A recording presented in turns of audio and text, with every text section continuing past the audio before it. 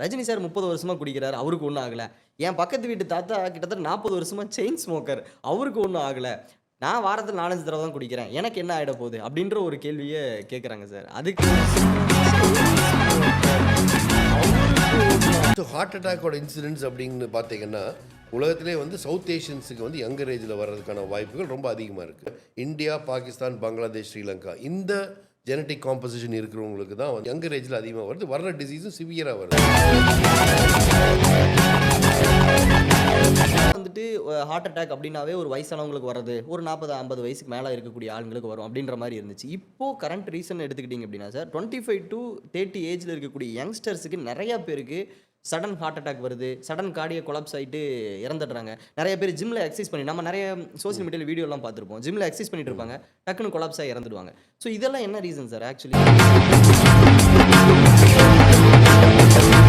அந்த மாதிரி ஜிம்மில் சடனாக கொலாப்ஸ் ஒரு அன்அக்கஸ்டம்ட் எக்ஸசைஸ், சடனாக ஒரு வெயிட்டை லிஃப்ட் பண்ணி ஒரு அப்நார்மலாக ஒன்று பண்ணும்பொழுது it puts a lot of stress on the heart and the blood flow சடனாக இன்க்ரீஸ் ஆகுது. உள்ளுக்குள்ள பிளட் வெசல் டேர் ஆகிறதுக்கு சான்சஸ் இருக்குது. கரெக்ட். அதுக்கு பேர் வந்து அயோட்டிக் டிசெக்ஷன் அப்படின்னு சொல்லுவோம்.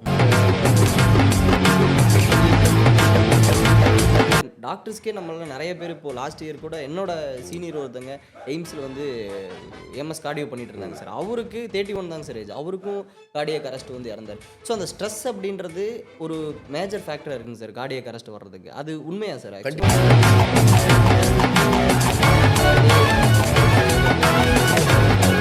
எல்லாருக்கும் வணக்கம்.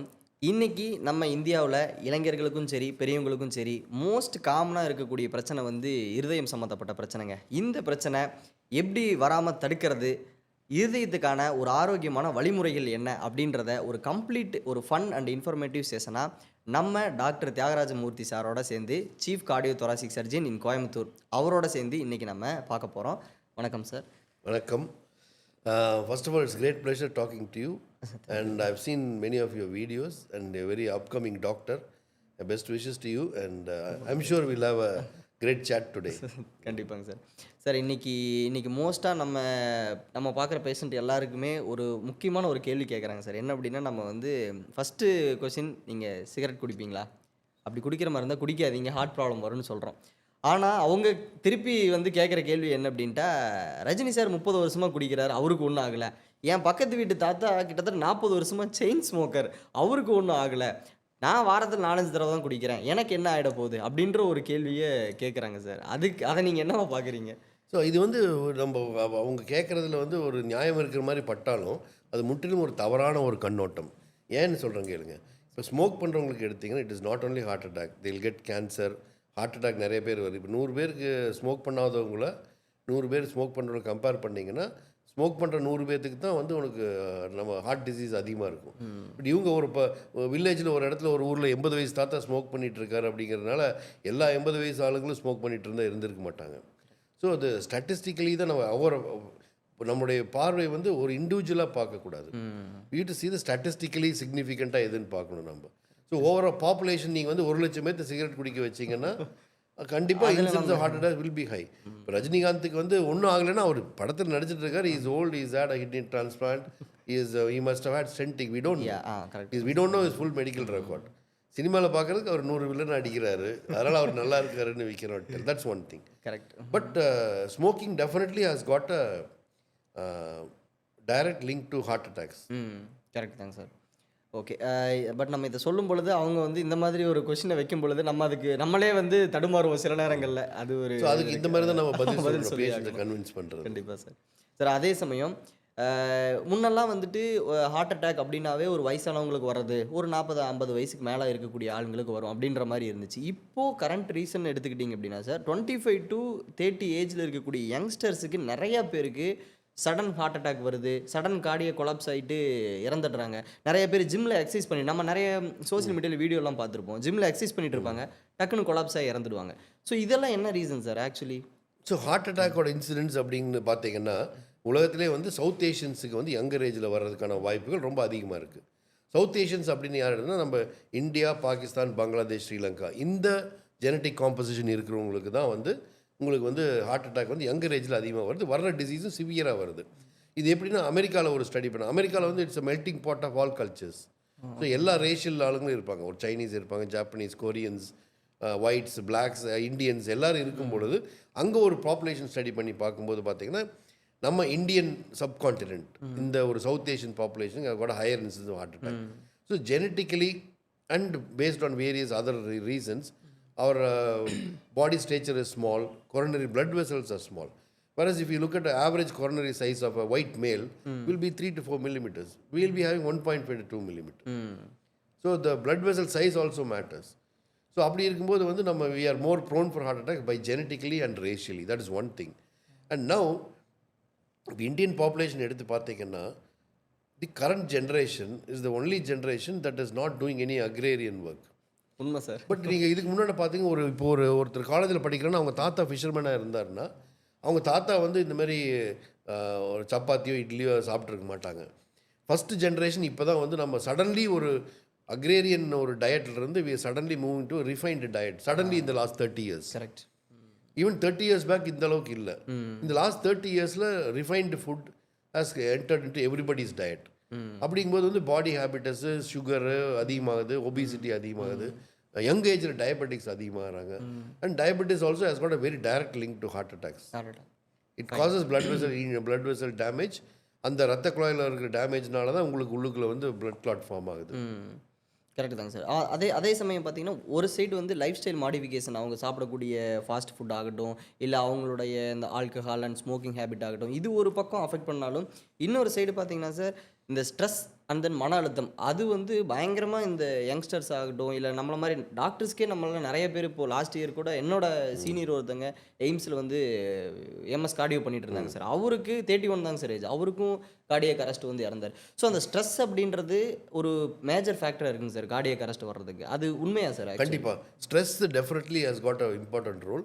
இதுக்கு ஸ்டாட்டிஸ்டிக்லி பார்த்தீங்கன்னா மண்டே மார்னிங்ஸ் வந்து ஹார்ட் அட்டாக்ஸ் அதிகமாக இருக்கும் ஓல்டு வெயிட் எடுத்து பார்த்தீங்கன்னா. ஏன்னா சண்டே எல்லாம் ரிலாக்ஸ் பண்ணிட்டு மண்டே வேலைக்கு போகும்போது incidence of heart attack is higher. So அந்த மாதிரி வந்து ஸ்ட்ரெஸ் ரிலேட்டட் அப்படிங்கும்போது வந்து மனதளவில் இருக்கிற ஸ்ட்ரெஸ்ஸு, உடல்தளவில் இருக்கிற ஸ்ட்ரெஸ்லேயும் வந்து உங்களுக்கு இந்த மாதிரி ஹார்ட் அட்டாக். நீங்கள் சொன்ன மாதிரி ஜிம்மில் சடனாக கொலாப்ஸ் ஆனால் ஒரு அன்அக்கஸ்டம்டு எக்ஸசைஸ் சடனாக ஒரு வெயிட்டை லிஃப்ட் பண்ணி ஒரு அப்நார்மலாக ஒன்று பண்ணும்பொழுது it puts a lot of stress on the heart and the blood flow சடனாக இன்க்ரீஸ் ஆகுது. உள்ளுக்குள்ள blood vessel டேர் ஆகிறதுக்கு சான்சஸ் இருக்குது. அதுக்கு பேர் வந்து அயோட்டிக் டிசெக்ஷன் அப்படின்னு சொல்லுவோம். Even dissection can happen in the coronary arteries also. அந்த கொரோனரி ஆர்டரி கூட உள்ளுக்குள்ள இன்டிமா டேர் ஆயிரும். அந்த sudden extreme pressure, blood pressure அதிகமாக எக்ஸ்போஸ் ஆகாத ஒரு ஆமாம் சடனாக அன்அக்கஸ்டம்டு எக்ஸசைஸ். பிரெயின்லையும் அதே மாதிரி இதாகலாம். they can have a stroke or a brain bleed. Correct தாங்க. So all these things can happen. So நீங்கள் எக்ஸசைஸ் ஏதோ பண்ணும்போது இருக்கும்போது யூ ஷுட் கேர்ஃபுல்லி ஸ்லோவாக இன்க்ரீஸ் பண்ணணும். First walking, jogging, then you go for the weight lifting. Weight lift வந்து heavy lift எல்லாம் பண்ணுறதுக்கு வந்து யூ ஷுட் பி ட்ரெயின்டு அத்லீட்டாக இருந்தால் தான் நீங்கள் பண்ணணும். சடனாக நான் போய் 3 மாதத்தில் 6 பேக் வைக்கிறேன் கரெக்ட் அப்படின்னு வந்து இது பண்ணிங்கன்னா இட்ஸ் வெரி டிஃபிகல்ட். இன்றைக்கி அதான் பாய்ஸ் ஆக்சுவலி இன்றைக்கி டக்குன்னு வந்து மேக்னா இழந்த வழி அப்படின்ட்டு போயிட்டு டக்குன்னு ஜிம்மெல்லாம் எடுத்துகிட்டு ஒரு பெரிய லிஃப்டெல்லாம் தூக்குறேன், நான் 100 கிலோ தூக்குறேன்லாம் தூக்கிடாதீங்க. It's a chronic phase. Gym போகிறவங்க எல்லாருக்குமே ஒன்று சொல்கிறது என்ன அப்படின்ட்டு இட்ஸ் எ கிரானிக் ஃபேஸ். நீங்கள் ரொம்ப நாள் ஒர்க் அவுட் பண்ணி அந்த மசில்ஸையும் அந்த வந்து பிளட் வெசல்ஸ் ஈவன் ஒவ்வொரு பார்ட் ஆஃப் த பாடியும் நீங்கள் கொஞ்சம் கொஞ்சமாக ட்ரை பண்ணி தான் நீங்கள் ஹெவி வெயிட் லிஃப்ட் போகணும். ஆனால் இன்றைக்கி சடனாக வந்துட்டு ஒரு வீடியோ எடுக்கிறதுக்காகவும் ஒரு கெத்துக்காகவும் இந்த பசங்க வந்துட்டு டக்குன்னு தூக்கி. And even if you're a 25-year-old, before joining any weight training exercises, get a checkup. Get your blood pressure checked up. Get your sugar checked up. So many people who come at the age of 21, 20s diagnosed as a newly diagnosed diabetic or hypertensive. ஆமாங்க sir, நிறைய patient. இது இன்னொரு இந்த heart disease இதில் பார்த்தீங்கன்னா HOCMனு ஒன்று இருக்குது. I'm sure நீங்கள் படிச்சிருப்பீங்க. ஹைப்பர்ட்ரோஃபிக் அப்ஸ்ட்ரக்டிவ் கார்டியோமயோபதி. இல்லை ஹார்ட் மசில் சில பேருக்கு அப்நார்மலாக திக்காக இருக்கும். ஸோ அவங்க வந்து இந்த மாதிரி வந்து they very prone for exercise induced ventricular fibrillation. அவங்க ஒரு சடனாக ஒரு எக்ஸசைஸோ வேகமாக ஓடும்பொழுது ஹார்ட் வந்து ஃபிப்ரிலேட் ஆயிரும். ஃபிப்ரிலேஷன் அப்படிங்கிறது அந்த பம்பிங் கெப்பாசிட்டி இழந்துடும். சடனாக மயக்கம் மட்டும் விழுந்துருவாங்க. They die. Correct sir. அதே சமயம் இன்றைக்கி நம்ம பேஷண்ட்டு நிறைய பேர் வராங்க. அவங்க வந்துட்டு நம்ம இசிஜி எடுக்க சொல்கிறோம், எக்கோ எடுக்க சொல்கிறோம். அதே சமயம் டிஎம்டி, ஆன்ஜியோ அந்த மாதிரி நிறைய பண்ண சொல்கிறோம். பட் அவங்க கேட்குற கேள்வி என்ன அப்படின்னா, நீங்கள் ஏன் இசிஜியில் எடுத்து கண்டுபிடிக்க முடியாதா அப்படின்றோம். பட் நிறைய பிளாக் இசிஜியில் வந்து தெரியாது. பட் இசிஜிலே நீங்கள் கண்டுபிடிக்கலாமே, ஏன் எக்கோலாம் எடுக்கிறீங்க அப்படின்ற மாதிரி மக்களுக்கு வந்து இந்த வாட்ஸ்அப் யூனிவர்சிட்டியிலேருந்து வர்ற ஃபார்வர்ட்ஸ் எல்லாம் படிச்சுட்டு அவங்களுக்கு என்ன எல்லா டெஸ்ட்டும் பண்ணால் தான் டாக்டருக்கு நிறைய பணம் வரும், அதனால தான் ஒரு டெஸ்ட்டுக்கு பதிலாக 5 டெஸ்ட் பண்ண சொல்கிறாரு அப்படின்ட்டு. அப்படி கிடையவே கிடையாது. Every test has got a reason. உங்களுக்கு வந்து இப்போ ஒரு இசிஜி எடுத்திங்கன்னா ஹார்ட் அட்டாக்ல majority of the time ECG will be abnormal. ஒரு சில கேசஸில் வந்து இசிஜி அப்நார்மலாக இல்லாமல் இருக்கலாம். பட் எக்கோல இல்லை எக்கோவில் வந்து எக்கோலையும் நார்மலாக இருக்கும். சில சமயம் பிளட் டெஸ்ட்டில் தான் தெரியும் உங்களுக்கு அந்த ட்ரோபோனின் எடுக்கும்போது கரெக்ட். ஸோ இது வந்து இது மூணையுமே வச்சு தான் நம்ம பார்க்க முடியும். ஒரு பர்டிகுலர் இதை மட்டும் வச்சுட்டு நம்ம சொல்ல முடியாது. அதே மாதிரி சில பேருக்கு ட்ரோபோனின் நார்மலாக இருக்கும், அப்புறம் ஒரு 12 hours 14 hours கழிச்சு அதிகமாகும். அதுவும் அதிகமாக. ஸோ அதுவும் ஸோ ஒரு இட்ஸ் அ கண்டினியூஸ் ப்ராசஸ் தான். வந்துட்டு உடனே ஓகே உனக்கு ஒன்றும் இல்லைப்பா வீட்டுக்கு போ அப்படின்னு உடனே சொல்கிறது அப்படி அந்த மாதிரி வந்து நம்ம கேஷுவாலிட்டியில் வச்சு நீங்கள் திருப்பி 12 hours கழிச்சு வான்னு சொன்னவங்க நிறைய பேர் வந்து வராமல் ஹார்ட் அட்டாக்கோட திரும்பி வந்திருக்காங்க. ஸோ அதனால் வந்து are people refused admission gone home and died. Correct. அதுதான் கேஷுவாலிட்டியில் வந்து நம்ம அட்மிட் பண்ண சொல்லி எனக்கு ஒன்றும் இல்லை நல்லா தான் இருக்குது நான் வீட்டுக்கு போகிறேன் அப்படின்னு சொல்லி அகெயின்ஸ்ட் மெடிக்கல் அட்வைஸ் எழுதிட்டு வீட்டுக்கு போயிடுவாங்க. அடுத்த நாள் காலையில் they will bring him as a dead body. We have seen that. So அதான் மக்களே, அதனால் இனிமேல் வந்துட்டு உங்களுக்கு நெஞ்சு வலி அப்படின்னு வரும் பொழுது தயவு செஞ்சு உங்களுடைய கார்டியோ கன்சல்டன்ட் ஆகட்டும், உங்களுடைய டாக்டர்ஸ் ஆகட்டும், சொல்கிற மாதிரி என்ன டெஸ்ட் எடுக்க சொல்கிறாங்களோ அதை எடுங்க. இட் டசன்ட் மீன் தட் அவங்க இவ்வளோ டெஸ்ட் எடுக்க சொல்கிறனால அவங்க வருமானம் பார்க்குறாங்க, சம்பாதிக்கிறாங்க அப்படின்ற அந்த ஒரு நோக்கம் மட்டும் கிடையாது. நம்ம சார் சொன்ன மாதிரி நிறைய பிளாக் வந்து இசிஜியில் தெரியாது, அதுதான் உண்மை. சில பிளாக்லாம் வந்து இசிஜியில் தெரியாமல் எக்கோலையும் தெரியாமல் சார் சொன்ன மாதிரி நம்ம அந்த ட்ரோபோனின் ஐ அப்படின்ற ஒரு டெஸ்ட்டில் தெரிய வரும். ஸோ அதுவுமே 24 hours நம்ம ரிப்பீட் பண்ணி பார்க்கும்பொழுது அதனுடைய வேல்யூஸ் ஆல்டர் ஆகலாம். ஸோ அதனால் ஒரு நெஞ்சு வலி தானே நம்ம அதை சரி பண்ணிடலாம் அப்படின்னு நினச்சி விட்டுறாதீங்க. அது இன்னொரு பாயிண்ட் இந்திரஜித், சொல்லுங்கள் சார். இப்போ ஒருத்தர் அட் ரெஸ்ட் ஒரு இசிஜி எடுக்கிறோம். இப்போ வந்து ஒருத்தர் மாஸ்டர் ஹெல்த் செக்அப்புக்கு போகிறாங்க, ஒரு அட் ரெஸ்ட்டில் ஒரு இசிஜி எடுக்கும், அந்த இசிஜி நார்மலாக இருக்குது. பட் அதே ட்ரெட்மில்லில் பண்ண இசிஜி மாறும். கரெக்ட். பிகாஸ் இந்த ஹார்ட் வேகமாக பம்ப் பண்ணும்போது ஆக்சிஜன் ரிக்குவயர்மெண்ட் அதிகமாகுது. இஃப் தேர்ஸ் அ ஃபிக்ஸட் அப்ஸ்ட்ரக்ஷன்னா ஆக்சிஜன் பத்தாது. அப்போ இசிஜி எலிவேட் ஆகும். 10 minutes ரெஸ்ட் கொடுத்தீங்கன்னா திருப்பி நார்மல் ஆகும். We see that in front of the eyes. ஸோ அதனால் வந்து ஒரு டெஸ்ட் மட்டும் வந்து வச்சுட்டு நம்ம சொல்கிறது வந்து it is not a wise thing to do. Correct sir. அதே மாதிரி இன்றைக்கி எவ்வளவோ லைஃப் ஸ்டைல் மாடிஃபிகேஷன்ஸில் நம்மளுடைய பிராண்ட் மார்க்கெட்டிங் ஆகட்டும், அந்த கார்பரேஷன் ஆகட்டும், அதுவும் இம்ப்ரூவ் பண்ணிட்டாங்க சார். லைக் என்னென்னா நிறைய இப்போ யூஸ் பண்ணக்கூடிய ஃபுட் ஐட்டம் ஆயில் ஆகட்டும் சார். இன்றைக்கி பார்த்தீங்கன்னா unsaturated fatty acid, linoleic acid இதெல்லாம் இருந்தால் இருதயத்துக்கு நல்லது அப்படின்னு சொல்லி சன்ஃப்ளவர் ஆயில் அந்த மாதிரியெல்லாம் நம்ம வாங்கி சாப்பிட்றோம். ஸோ ஆக்சுவலி இந்த மாதிரி ஆயில்லாம் இருதயத்துக்கு நல்லது, இல்லை இந்த மாதிரி ஆயில்லாம் இருதயத்துக்கு கெட்டது அப்படின்ற ஏதாவது ஆயில் இருக்கா சார்? அந்த மாதிரி உண்மையா? நீ கேட்குறது வந்து பயங்கரமான பெரிய டாபிக். நீ சொன்ன மாதிரி எல்லா கார்பரேட்டும் இதில் ஹெவியாக இன்வெஸ்ட் ஆகிருக்காங்க. ஸோ ஜென்ரல் ரூல் நான் சொல்கிறேன். இது வந்து all oils are equally bad. இப்படி வச்சுக்கோ, all oils are equally bad. You have to use oil only very little. நீ நல்ல ஆயிலுங்கிறக்கா நீ வந்து லிட்டர் கணக்காக போட்டு பிரியாணியில் ஆயில் முதக்க வச்சு நீ வந்து சாப்பிட முடியாது. Correct sir. ஸோ அதனால் எந்த ஆயிலாக இருந்தாலும் அளவாக யூஸ் பண்ணணும். ஒன்று, எந்த ஆயில்னாலும் ஹீட் பண்ணிட்டீங்கன்னா, நம்ம இப்போ ஒரு நார்மல் குக்கிங்கில் வந்து 120 140 degrees நீ குக் பண்ணிட்டீங்கன்னா ஆயில் வந்து will lose all the saturated bonds and everything. Once it's heated oil will lose all it so called natural healthy benefits. those things will go. இப்போ ஆலிவ் ஆயில் நல்லதுன்னு சொல்கிறாங்கன்னா, நீங்கள் olive ஆயிலில் நீங்கள் போண்டா சுட்டிங்கன்னா it is no use. அது நீங்கள் கடல் எண்ணெயில் சுடுறது தான் ஒன்றும். ஆலிவ் ஆயில் லிட்டர் வந்து 1000 ரூபாய்க்கு மேலே வருதுங்க சார். ஆலிவ் ஆயில் வந்து ஒரு ஸ்பூனில் போட்டு சாலட்டில் போட்டு அப்படியே ராவாக சாப்பிட்டா தான் உங்களுக்கு பெனிஃபிட். இன்னைக்கு நிறைய பேஷண்ட்டோட வீட்டுக்கு நம்ம வந்துட்டு நம்ம என்னோட ரிலேட்டிவ்ஸ் எல்லாம் போகும்போது சொல்லுவாங்க, நாங்கள் ஆலிவ் ஆயிலில் தான் குக் பண்ணுவோம், ஸோ எங்களுக்கு ஹார்ட் டிசீஸ் எல்லாம் வராது. அப்படிலாம் கிடையாது. ஸோ ஆலிவ் ஆயிலில் நீங்கள் வந்து பஜ்ஜி போட்டிங்கன்னா it's as good as any other refined oil bajji. Even இந்த பாம் ஆயிலில் வந்து கூட பாம் ஆயில் தான் same. It is the same. You take olive oil, that is why it is called virgin olive ஆயில்னு போட்டிருப்பாங்க. Even during that pressing process it is not heated. Correct. இப்போ நம்ம இதில் வர்றதுல வந்து அதே மாதிரி நம்ம இதில் வந்து கோகனட் ஆயிலில் மட்டும்தான் வந்து அந்த வெர்ஜின் கோகனட் ஆயில்னு இருக்குது. கோல்டு ப்ரெஸ்ட் மெத்தடில் they take the oil out. மரச்செக்கு எண்ணெய்ங்கிறாங்க, அது வந்து it's virgin oil, means that it is not heated. அந்த ஆயிலில் நீங்கள் வந்து அந்த ஆயிலே நீங்கள் அப்படியே இது பண்ணி சாப்பிட்டீங்கன்னா தான் உங்களுக்கு benefit. But once you heat it's gone. அந்த பாண்ட் எல்லாமே பிரேக் ஆகிடும். யா ஆஃப்கோர்ஸ் கெமிக்கல் பாண்ட்ஸ் தான் நமக்கு தெரியும், ஹீட் பண்ணால் என்ன ஆகும்னு தெரியும். ஸோ அதனால் you want to eat a healthy oil na drink 2 spoons of olive oil. That's it. So correct. அதனால் வந்து இட்ஸ் கம்ப்ளீட்லி ஒரு மித் மாதிரி தானே சார். ஒரு ஆலிவ் ஆயிலில் சாப்பிட்டா எங்களுக்கு ஹார்ட் அட்டாக் வராது அப்படின்றதெல்லாம் ஒரு மித் மாதிரி தான் மக்களே. So what ever the oil maybe நீங்கள் அதை வந்து கம்மியான குவான்டிட்டியில் யூஸ் பண்ணுங்கள். அந்த ஆயில் எண்ணெயில் பொரிச்ச ஐட்டம் ஆகட்டும், இப்போ ஃபாஸ்ட் ஃபுட்டில் எண்ணெயில் குக் பண்ணுற அந்த நூடுல்ஸ், அந்த சிக்கன் ரைஸ் இதெல்லாம் ஆகட்டும். இது எல்லாமே வந்து நீங்கள் முடிஞ்ச அளவுக்கு தவிர்த்துடுங்க. அதுதான் கம்மி பண்ணுறேன்னு சொல்கிறத தவிர்த்துடுங்க. சார் அதே மாதிரி இந்த பேய் இருக்கா இல்லையா அப்படின்ற மாதிரி ஹார்ட் அட்டாக் இருக்கா இல்லையா? வருமா வராதா? அதுக்கான அறிகுறி என்ன? அப்படின்ற மாதிரி ஏதாவது இருக்காங்க சார்? வருமா வராதான்னா இவர் போயிட்டுருக்காரு, இவருக்கு 8 மணிக்கு மேலே இந்த மாதிரி நைட்டு 9 மணிக்கு ஹார்ட் அட்டாக் வரும்னு அந்த மாதிரி there is no predictive method. அந்த மாதிரி ஒரு சயின்ஸ் வந்து கிடையவே கிடையாது. Because we know that heart attack happen suddenly. ஹார்ட்டை சுற்றி போய் இருக்கிற ரத்த குழாயில் ரத்த ஓட்டம் டக்குன்னு நின்று போச்சுன்னா, ஒரு பிளட் கிளாட் ஃபார்ம் ஆச்சுன்னா வரது தான் ஹார்ட் அட்டாக். ஸோ அது எப்படி ஆகுதுன்னா, உள்ளுக்குள்ளே அந்த ஒரு பிளட் வெசலுக்குள்ளே ஒரு எண்டோத்தீலியம் இருக்குது, இன்னர் லைனிங். அதில் வந்து கொலஸ்ட்ரால் இந்த மாதிரி டெபாசிட் ஆகி ஒரு இடத்துல வந்து ஒரு பல்ஜ் ஆகுது. அந்த பல்ஜில் அந்த மெம்பரேன், அந்த எண்டோத்தீலியம் மெம்பரேன் ரப்சர் ஆகும்போது போகிற பிளட்டில் இருக்கிற ரெட் பிளட்ஸ் எல்லாம் அதில் ஒட்டி கிளாட் ஆகிடுது. உடனே அதுக்கப்புறம் ரத்தம் போக மாட்டேங்குது. இப்போ காலில் போகிற ரத்த ஓட்டத்தை பிளாக் பண்ணிங்கன்னா காலில் பயங்கரமான ஒரு வலி வரும். அதே மாதிரி தான் ஹார்ட் அட்டாக்ல வரும்போது அந்த ஒரு ரத்த குழாயில் அடைப்பு ஏற்படும் போது அதுக்கப்புறம் இருக்கிற வலி வந்து அதிகமாக வரும். அந்த வலி ஏன் வருதுன்னா, அந்த எங்கள் புக்கிலலாம் சொல்லுவாங்க, you must also read, it's a pain of the dying nerves. Oxygen போகாததுனால அந்த தசைகளும் அங்கே இருக்கிற அந்த நரம்புகளும் வந்து ஆக்சிஜன் பற்றாக்குறையினால it's crying. That is the pain. So once அந்த வலி வந்துச்சுன்னா டெஃபினட்டாக அவங்க வந்து இமீடியட்டாக ஹாஸ்பிட்டலுக்கு போகணும். நான் சொன்ன மாதிரி வந்து உடனே first nearest available cath lab இருக்கிற ஹாஸ்பிட்டலுக்கு நீங்கள் செஸ்ட் பெயின் வந்தவங்களுக்கு கூட்டிகிட்டு போகணும். ஏன்னா டோர் டு நீடில் டைம் அதுதான் இன்றைக்கி வந்து கணக்கு. ஒருத்தர் நெஞ்சு வலி வந்ததுன்னா அவர் வீட்டு கதவுலேருந்து கேத் லேப்குள்ள உள்ள நுழைஞ்சு அந்த நீடில் போடுற டைம் தான் இம்பார்ட்டன்ட்.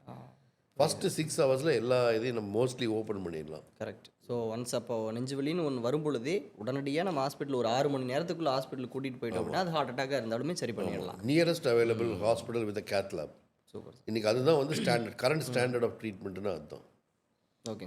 ஸோ அப்போது நம்ம வந்துட்டு அறிகுறி, அதாவது சயின்ஸ் அந்த மாதிரி எதுவும் கிடையாது.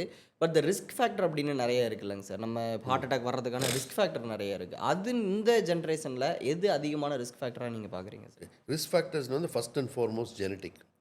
அப்பா அம்மா ஃபேமிலி அவங்களுக்கு இருந்ததுன்னா இவருக்கு வர்றதுக்கு வாய்ப்பு இருக்குது. ஒன்று.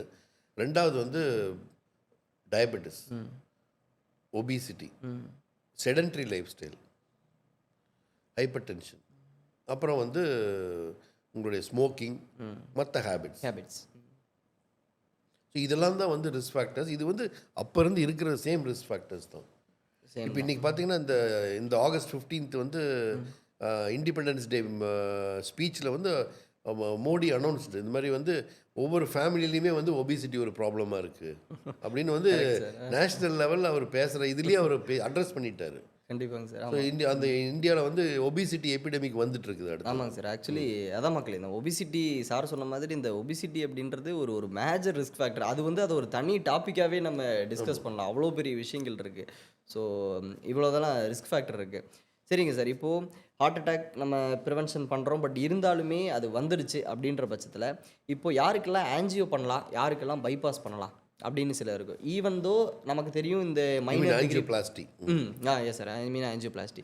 ஸோ ஈவன் தோ நமக்கு வந்து மைனர் டிகிரி பிளாக் இருந்தால் நம்ம ஸ்டென்ட் வைக்கலாம்.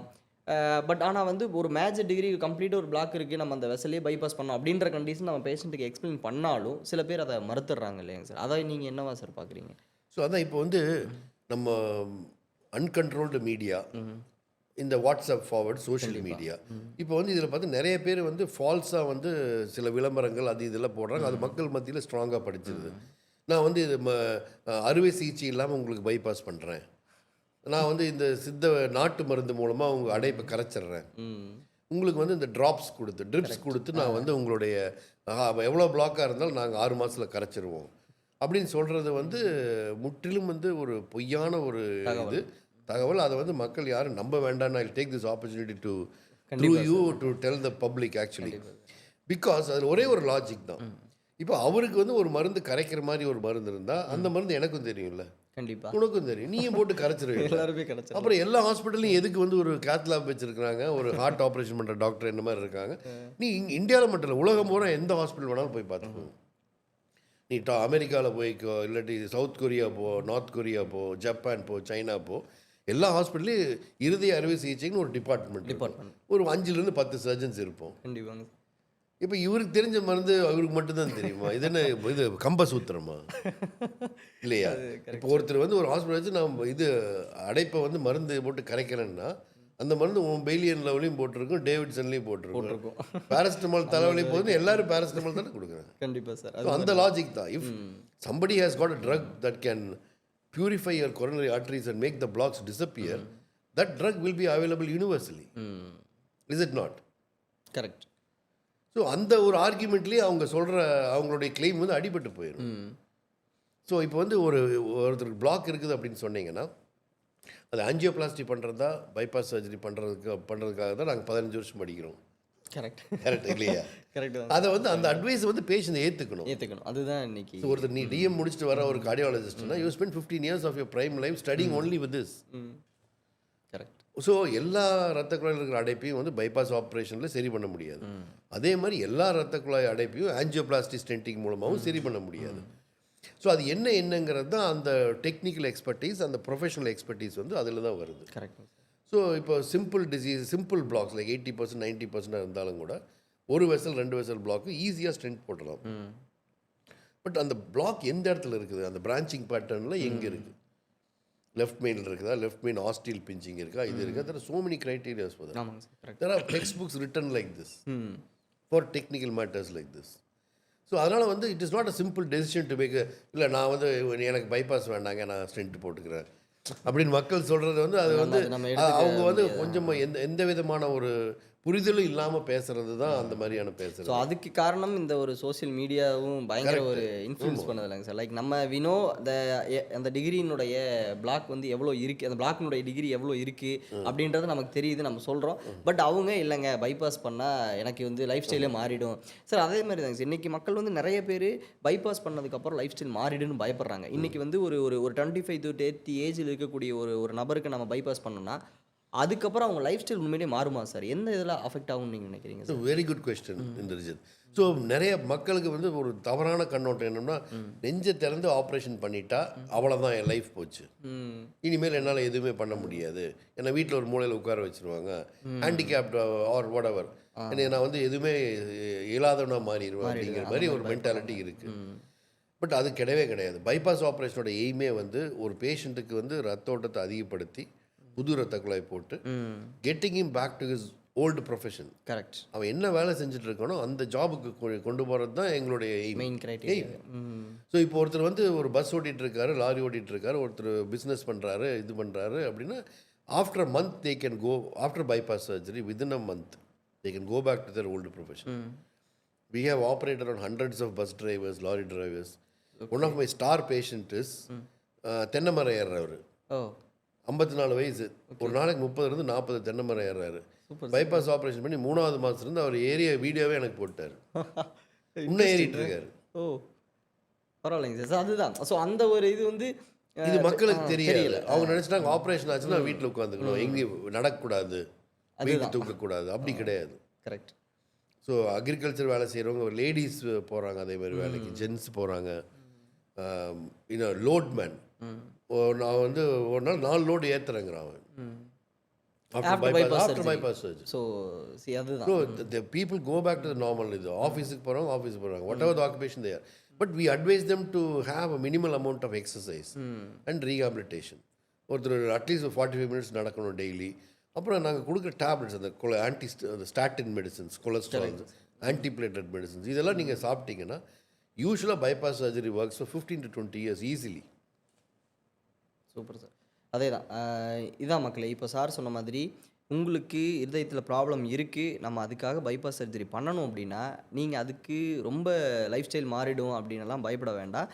இட்ஸ் நெசசரி அப்படின்னா நம்ம பண்ணணும். நம்ம வந்து நீங்கள் இன்றைக்கி நிறைய பேர் ஈவன் நான் ஃபேஸ் பண்ணுற பேஷண்ட் ஆகட்டும், நிறைய பேர் இல்லை சார் நான் பைபாஸ் சர்ஜரிலாம் பண்ண விரும்பலை, நான் கொஞ்ச நாளைக்கு இப்படியே பண்ணுற மாதிரி மாத்திரைகள் கொடுக்க முடியுமான்னு கேட்குறாங்க சார். நிறைய பேர் அந்த மாத்திரைகள்லேயே கட்டியை கரைக்க முடியுமா அப்படின்னு கேட்குறாங்க. ஸோ அது அந்த மாதிரி டேப்லெட் வந்து we have very strong medicines. ஆன்டிபிளேட்லெட்ஸ் இருக்குது, ஸ்டாட்டின்ஸ் இருக்குது, நிக்கராண்டில் அந்த மாதிரி கால்சியம் சேனல் பிளாக்கர்ஸ் இருக்குது, நைட்ரேட்ஸ் இருக்குது, பிளட் வெசலில் ரத்த ஓட்டம் அதிகமாக. பட் அந்த ஃபிக்ஸட் பிளாக்கை ஏதோ ஒன்று பண்ணணும். ஒன்றா அதை ஓப்பன் பண்ணணும், இல்லாட்டி வந்து பைபாஸ் பண்ணணும். பைபாஸ் பண்ணி இன்னொரு சேனல் க்ரியேட் பண்ணால் தான் அந்த இப்போ ஹார்ட்டுக்கு வந்து ஒரு நிமிஷத்துக்கு வந்து 300 to 400 ml வந்து ஹார்ட் மசிலுக்கே தேவைப்படுது.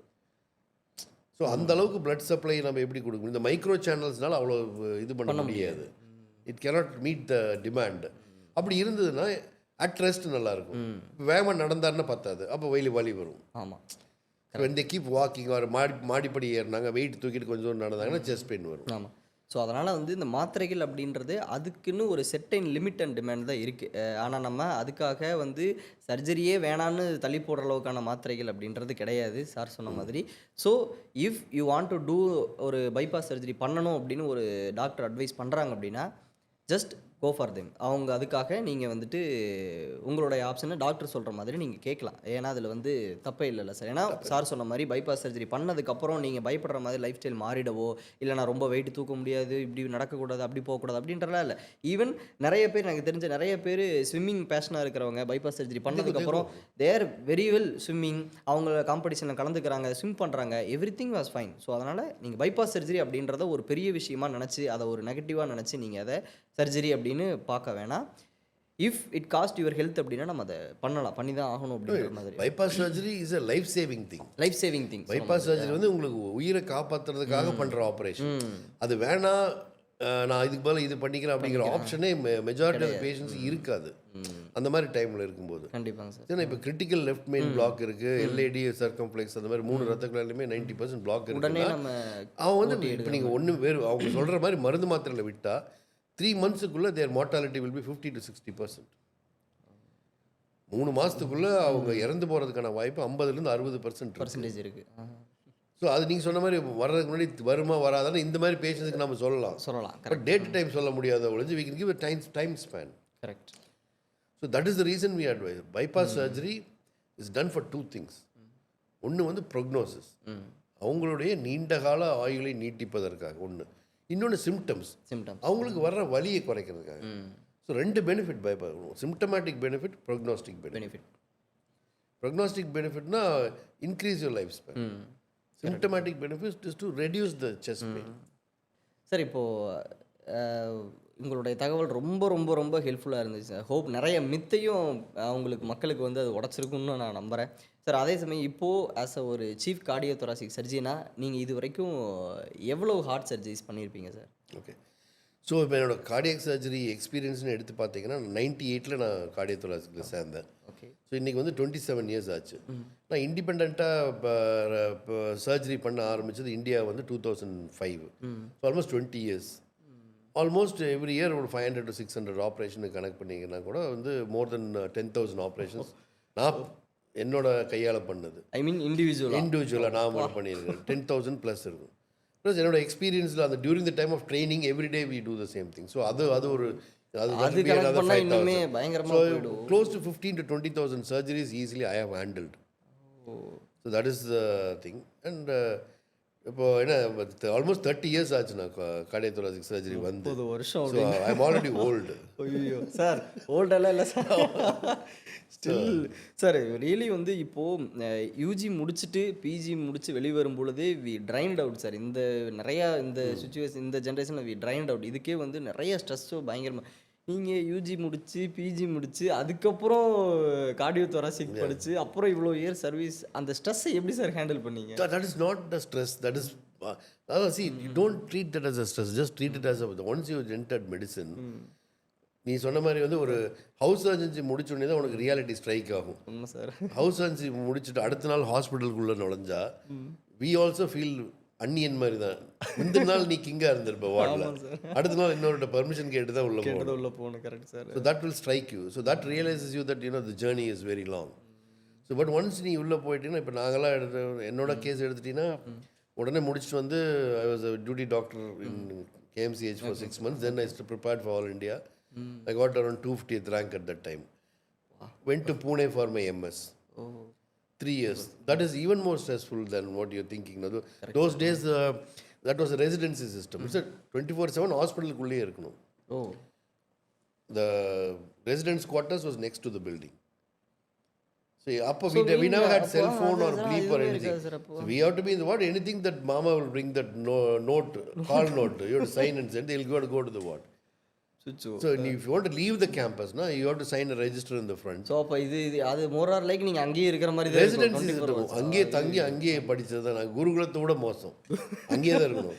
லிட்டரலி குருகுலம் லிட்டரலி வார்டு தான். அங்கே தான் வார்டில் தான் இருப்போம். பேஷண்ட்டோட தான் இருப்போம். ஓ தூங்குறதுக்கு மட்டும் ரூமில் வந்து தூங்கி காலையில் போயிடுவோம். இப்போ நாங்கள் இன்னைக்கு சொல்கிற ஸ்ட்ரெஸ் எல்லாம் கம்மி. ரொம்ப ஜாலி. அப்போ லிட்டரலி வி வர் தேர் இந்த வார்டு. அது முடிஞ்சு அப்புறம் விஷயம் சார். பிளாப் எழுதி இங்கிலாந்து போனோம். ஓகேங்க சார். அந்த flap exam it's a competitive exam and it's only 20 to 30% pass rate.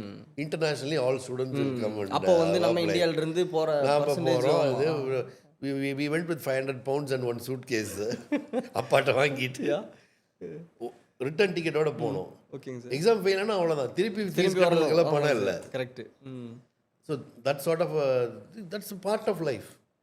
Imagine that stress when you fail the exam, you have to go back to India. That's it. Correct. You have to do something else. You have to have a plan B, plan C. Correct. நம்ம அது அடுத்து போயிட்டே இருக்கணும். So that's the, and once we joined the training, see now in England the training system nobody can work more than 8 hours. O European working time direct னு கொண்டு வந்து last 10 years மேலேயே that's been going on. But when we were there was no European time working time. ஓகேங்க sir. It's between you and the consultant and the ward. Oh As and when the work demands, there is no fixed இதெல்லாம். We used to do weekend duties will be Friday, Saturday, Sunday, and Monday routine work will start from Monday. So if I go on Friday to the ward, we used to wear that blues and everything, and they'll give us a change and everything. There'll be a room like this, bathroom. அங்கேயே குளிச்சுட்டு அங்கேயே சாப்பாடு அப்படியே இருப்போம். We come back only in Monday evening to the room. ஓ ஒரு This was routine for us. பயங்கரமான ஒரு கஷ்டமான பீரியட் தாண்டி தான் sir. And then when slowly it became, during the end of my training, European time working time came partially. So we have to do split weekend. Correct. Friday duty முடிச்சுட்டு வீட்டுக்கு வந்துடலாம். Saturday, Sunday வேறு யாரை பார்ப்பாங்க. நீங்க எல்லாம் சொல்றத கேட்கும் பொழுது இப்ப நம்ம இப்ப இருக்கக்கூடிய நாங்கெல்லாம் இப்போ இருக்கிற டாக்டர்ஸ் வந்து they only do 8 hours. Night duty வந்து 12 hours. அங்கேயும் அங்கேயும் அப்படிதான். Nobody can remain in the hospital for more than 8 hours.